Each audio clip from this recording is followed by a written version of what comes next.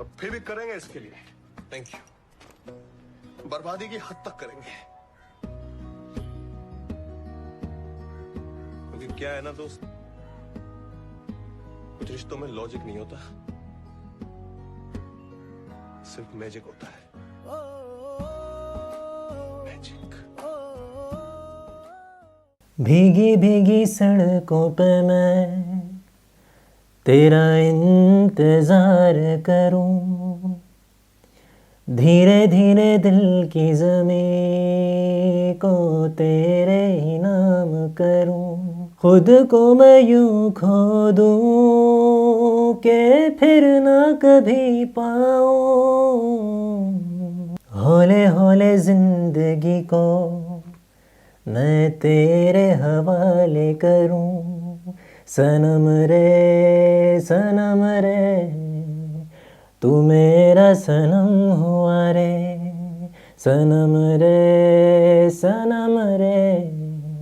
तू मेरा सनम हुआ रे, करम रे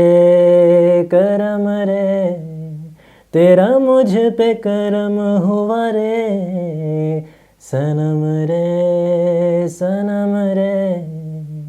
तू मेरा सनम हुआ रे। आज की जो वीडियो है वो बहुत ज़्यादा हार्ट टू हार्ट होने वाली है, क्योंकि आज जो आपने जैसे टाइटल पढ़ ही लिया होगा और थंबनेल भी देख लिया होगा, Matthew Perry he has passed away. और फ्रेंड्स जो है ना वो मेरा एक बहुत फेवरेट किस्म का सिटकॉम रहा है, जिसने लाइफ में जब कोई डिप्रेशन वाला टाइम आया है या जब कोई लो पॉइंट आया है तो मैंने उसका एक एपिसोड निकाला और खाना खाते हुए देख लिया, या वैसे बंदे ने कभी टाइम मिला तो देख लिया, तो it has always brought a smile on my face. और मैथ्यू पेरी का जो कैरेक्टर था चैंडलर बिंग, ज़िंदगी में कुछ कैरेक्टर्स ऐसे होते हैं ना कि जब आप उनको देखते हो तो आपको ऐसा लगता है कि वो बहुत ज़्यादा रिलेटेबल हैं, और फ्रेंड्स के जो 6 किरदार हैं वो बहुत ज़्यादा रिलेटेबल हैं। कोई भी फ्रेंड्स का फ़ैन जो है वो आप समझ लो कि कभी भी रेडी नहीं था, इतनी जल्दी रेडी नहीं था कि ये इन 6 कैरेक्टर्स में से कोई एक चला जाएगा। तो कुछ फिल्म्स ऐसी होती हैं, क्योंकि इस चैनल का नाम सिनेमा की बातें हैं, तो आज हम ये बात करने वाले हैं कि कुछ फिल्म्स जो हैं और कुछ कैरेक्टर्स जो हैं वो कैसे एक इंडिविजुअल की ज़िंदगी पे अफेक्ट दे जाते हैं, एक इम्पैक्ट छोड़ जाते हैं, and they create a legacy for themselves as well. बहुत से ऐसे एक्टर्स हैं जिन्होंने अपनी ज़िंदगियों में एक बहुत बड़ी लेगेसी क्रिएट की है, बहुत से ऐसे सिंगर्स हैं जिन्होंने लेगेसी क्रिएट की है अपनी।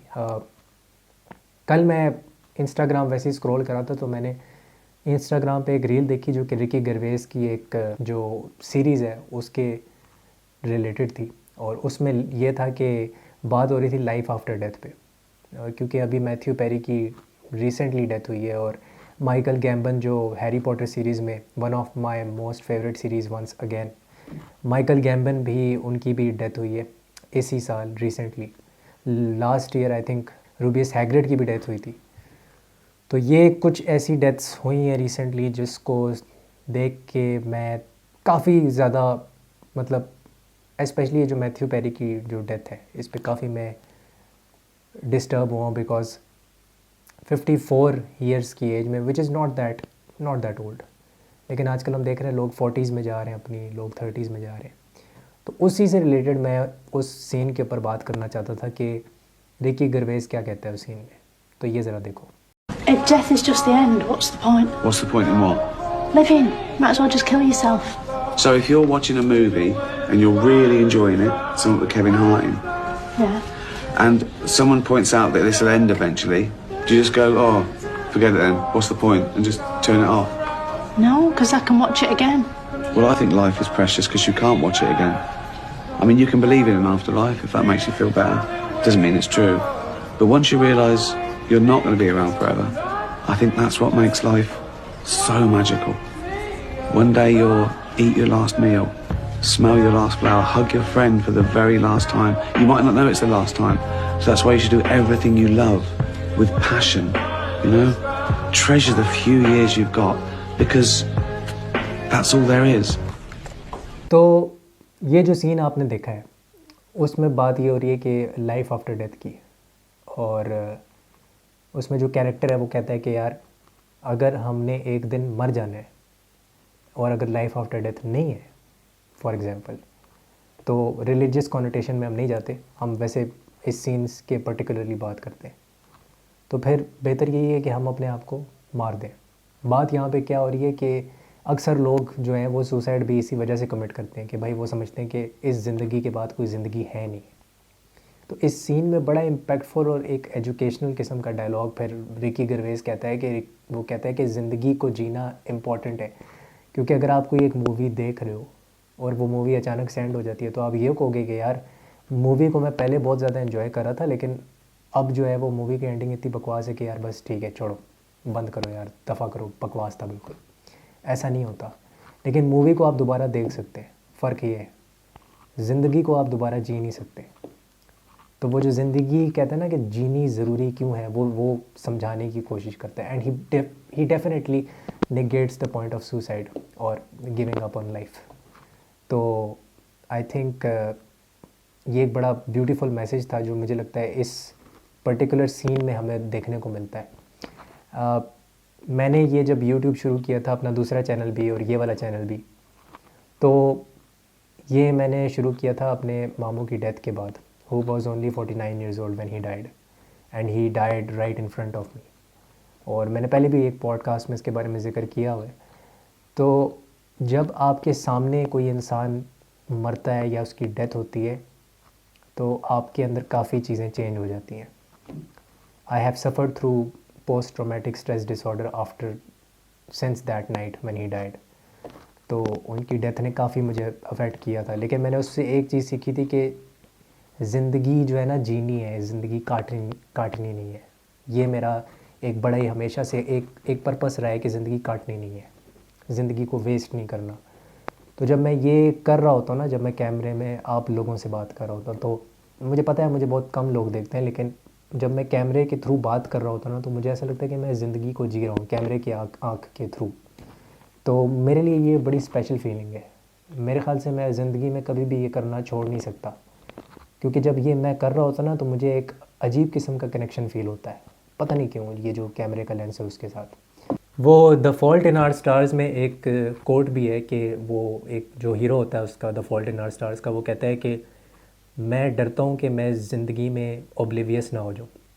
ओब्लिवियन से वो डरता है, मतलब अगर उसने एक लेगेसी क्रिएट ना की तो उसको उस चीज़ का खौफ होता है कि लोग उसको भूल जाएंगे, एक दिन लोग उसको हमेशा के लिए भूल जाएंगे और उसकी एग्जिस्टेंस जो है वो आज से 100 साल बाद या 200 साल बाद मैटर नहीं करेगी, उसकी कोई लेगेसी नहीं रहेगी, कोई भी उसे याद नहीं रखेगा 100-200 साल बाद। तो उसको उस चीज़ का बहुत ज़्यादा खौफ होता है। तो वो कहता है कि मैं ओब्लिवियन से डरता हूँ। तो वो बड़ा रिलेटेबल है मेरे लिए, क्योंकि मैं भी शायद एक लेगेसी क्रिएट करना चाहता हूँ। शायद मैं भी ओब्लिवियन से डरता हूँ to some extent maybe, but I don't know कि उसको कैसे रेक्टिफाई किया जा सकता है या एक लेगेसी कैसे क्रिएट की जा सकती है।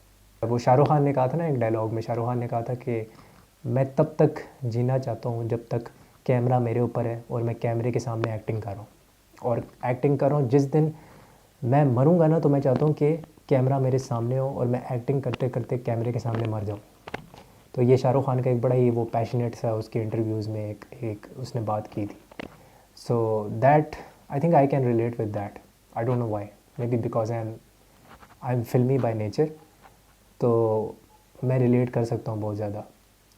But yeah Matthew Perry's death, Michael Gambon's death, Rubeus Hagrid's death, it has been quite disturbing in these recent years. और मुझे नहीं लगता मैं कभी फ्रेंड्स दोबारा देख सकूँगा, मुझे नहीं लगता, क्योंकि जब पॉल वॉकर की भी डेथ हुई है, पॉल वॉकर की, तो मैंने फास्ट एंड फ्यूरियस देखना छोड़ दिया था, because that character was also very very close to my heart. तो वो कुछ चीज़ें होती हैं, कुछ फिल्म के कैरेक्टर्स होते हैं, कुछ फिल्म्स होती हैं जो आपके साथ हमेशा रह जाती हैं एज अ व्यूअर। तो मेरे साथ भी वही हुआ है। आप लोग भी बताइएगा आपकी फ़ेवरेट फ़िल्म कौन सी है, आपका फ़ेवरेट कैरेक्टर कौन सा है जो आपके साथ रह गया हो ज़िंदगी में, और वो जिसके साथ आप हमेशा रिलेट कर सकते हो, जैसे मैं फ्रेंड्स के साथ कर सकता हूँ। तो कमेंट सेक्शन में बताइएगा। I see you soon in the next video. ये आज बिल्कुल हार्ट टू हार्ट एक छोटी सी वीडियो थी, मैंने सोचा आज आप लोगों से बात करने आते हैं इस चैनल पे। तो सी यू सून, ज़िंदगी रही तो फिर मिलेंगे। टेक केयर, हस्ता ला विस्ता।